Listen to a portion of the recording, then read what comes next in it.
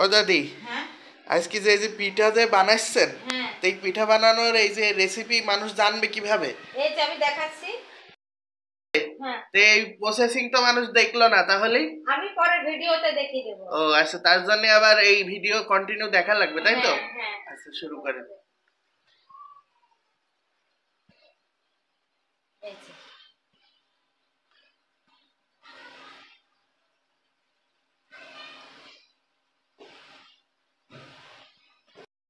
Design.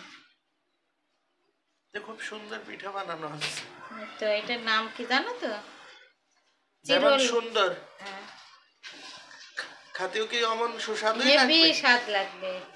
দুধে ভিজানো হবে তো, এর ভিতরে নারকেল দেওয়া আছে। তাহলে এই বানানো আমাদের শিখাবেন তো নাকি? হ্যাঁ হ্যাঁ। ফুটানো হয়ে গেল, এবার আমি ভেজে পিঠাগুলাই দুধে মিশাবো। তেল দিলাম, পিঠাগুলা আমি ভেজে নেব।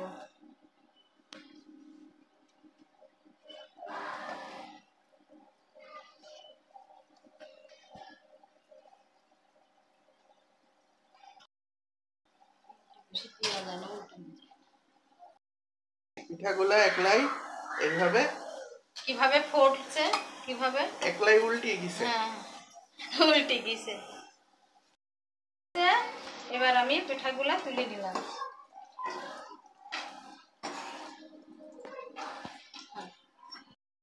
এর ভিতরে দিয়ে দিলাম।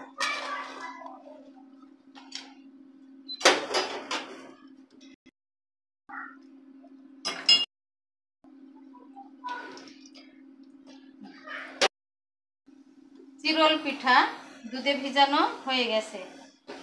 এবার দেখেন কিভাবে দুধের ভিতর থেকে তুললাম। গান শোনাবেন? হ্যাঁ। আচ্ছা, তাহলে একটা গান শোনান। আমার স্বপ্ন তুমি ওগো চিরদিনের সাথী, তুমি সূর্য